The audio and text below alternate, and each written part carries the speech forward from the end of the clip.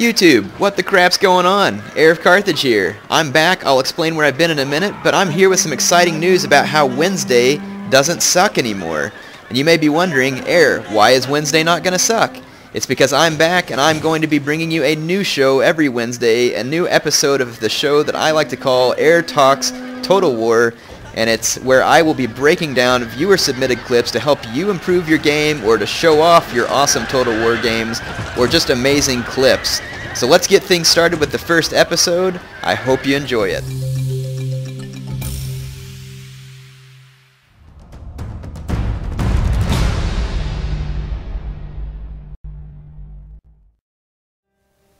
Alright, so let's cover some first things first. Now this clip was submitted by Dragon's Revenge. Appreciate you submitting the clip. You get to be the first subject in Heir Talks Total War. I hope I do justice to your video and hopefully I'll give you some good tips. I don't even know if you were looking for tips, but we're going to cover it for tips. From now on though, I'm going to be making the show every Wednesday night that I'm here, which will be pretty much all the time. I do have a special trip coming up soon in a couple of weeks where I'll be gone, but for the most part, every Wednesday is going to be Heir Talks Total War. It's going to be a weekly show. It does not mean my other videos are going to stop. It just means that I want to have something that you all can count on. You can submit clips from any Total War game, If you do not know how to submit replays, go on to Google and Google how do I find the replay file on, and then type in the name of your Total War game. It will show you how to do it much better than I could do it on here.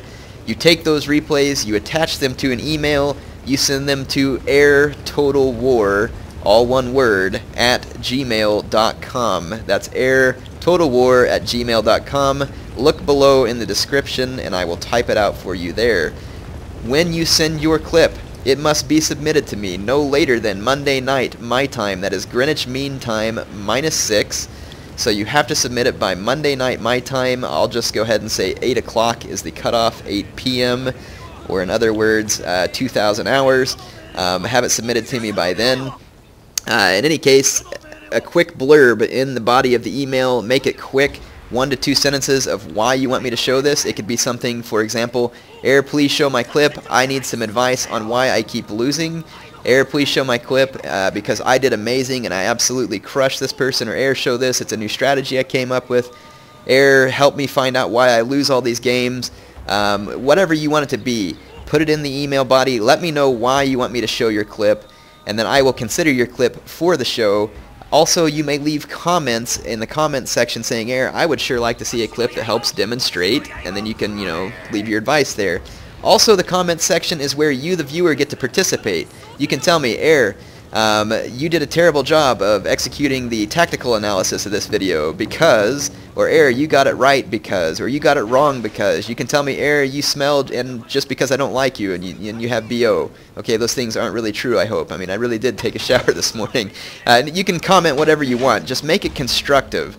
You can say constructive criticism towards me or towards the player. I just do not want it to be, angry or harsh criticism that doesn't do any good. I want it to be criticism that helps improve this show, helps improve the players, and creates a great community where the Total War community can share some clips and enjoy a good show every week. I mean, we all know that TV sucks these days, and so hopefully I can make it better here through the medium of YouTube.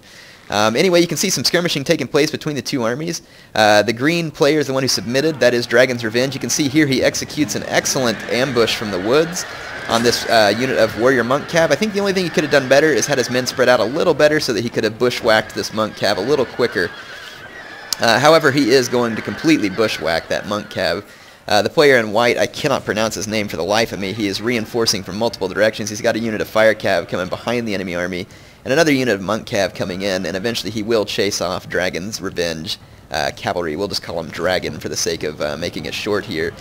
You can see that Dragon is winning the skirmishing fight, though initially, albeit the white player does have his bow monks in the woods, and they're going to have some excellent cover from enemy fire.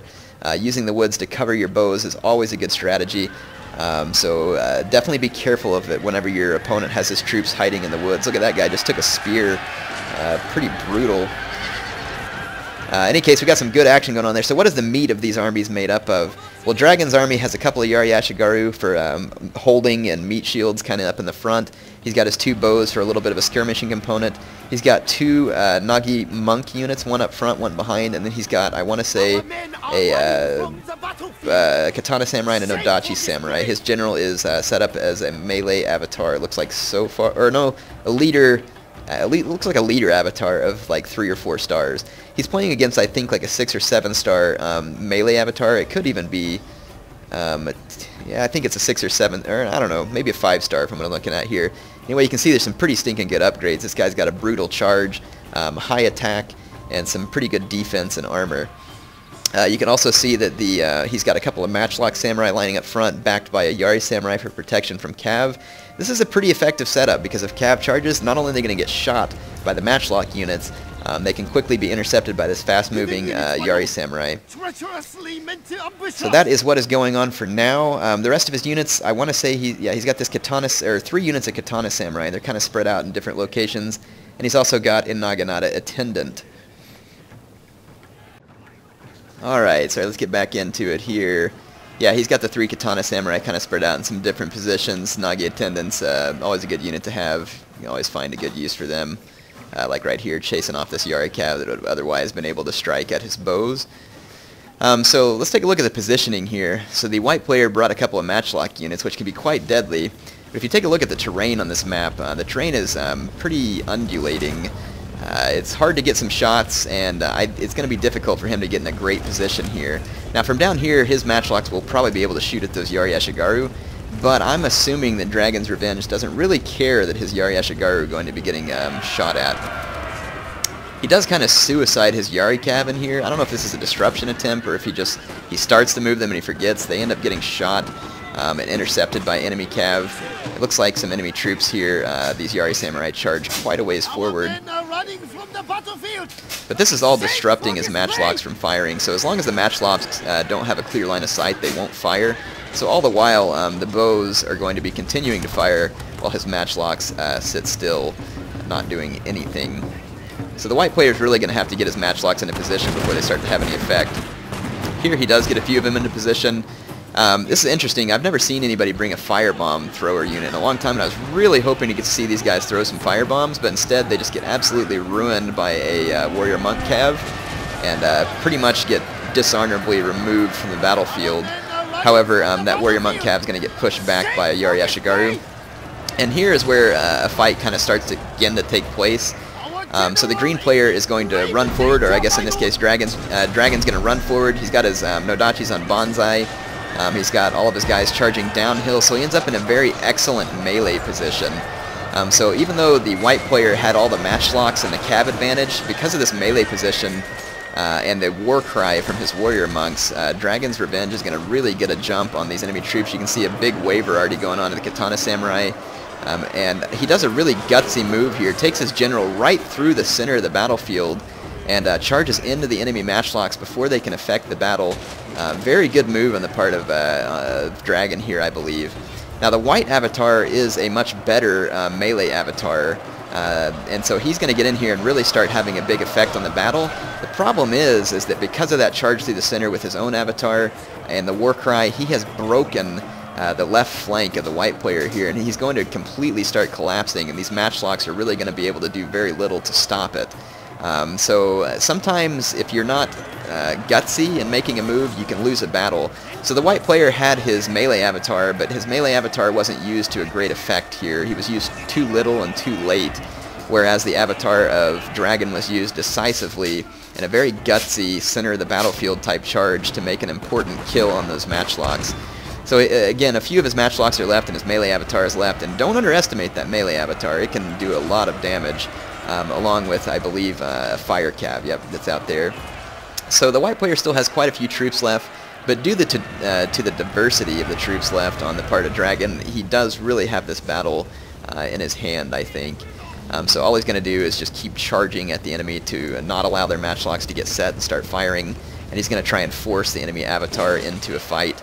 Now the enemy avatar dismounts here, which is an interesting move because and he may not have the oh, what I don't remember what it's called. There's a certain ability that allows an enemy avatar to not have any detriment versus spears, or the bonus versus spear versus cav of enemy units doesn't apply to the enemy avatar, something like that. So he may not have it yet. That may be why he dismounts his melee avatar here to let it fight more like a katana hero type unit. Looks like Dragon's bodyguard is going to come in for a rear strike here. And it looks like his general actually got killed right there, and I'm guessing he got killed by the fire cav. His men do start to waver, but he's got enough men left, and so few men left on the side of the white player that it looks like this fight is over. So I hope you all enjoyed this first episode of Heir Talks Total War. I think that was an interesting fight there. The skirmishing obviously went to the favor of Dragon, which then allowed him to get his troops into a superior melee position. And so when he got into the superior melee position, he was able to quickly mop up one flank. And so even though he was losing on another flank, he got enough men free and had enough men left that it affected the outcome of the battle. So leave your comments below on what you thought of this battle. What are your tips for Dragon? What do you think he did well? What do you think he could do better? Hopefully I gave you a decent breakdown of what occurred here. Give me some constructive criticism on what you want to see in the future on this show. And come back every Wednesday and I'll have a new episode for you. Like I said, sorry I've been gone for a while, just got moved into the new place, and it should be relatively back to normal. I know that some of you all are clamoring to see a video with the new Mrs. Heir, and I will try and get her to be involved in that as soon as I can. Though I do believe she's a little hesitant to jump on YouTube, no doubt because she probably thinks it's kind of funny that her husband is so nerdy. But in any case, I'm pretty sure that I can get her to cooperate. She's probably laughing at me now. And like I said, hope you enjoyed this battle. Let's take a look at the statistics real quick on what Dragon's Revenge was able to do. His Nagi warrior monks, these were the ones that were in the really good position. You can see they mopped up a lot of kills and really made an effect on the battle. His Nodachi samurai were able to get a lot of kills as well. And if you take a look down here on the other player, his avatar did affect the battle by getting a huge number of kills. The problem is those kills came too late. If he could have gotten those kills a little bit earlier, I think he would have done better. Now, his Katana Samurai that were not in the bad position, you can see that they did very well, but you can see his other Katana Samurai down here were in terrible position and absolutely got destroyed. Anyway, leave your constructive feedback for both players. Let them know what you think. Let me know what you think of my breakdown and whether or not you thought I did any good. I look forward to it, and I will see you next Wednesday with the episode 2 of Heir Talks Total War.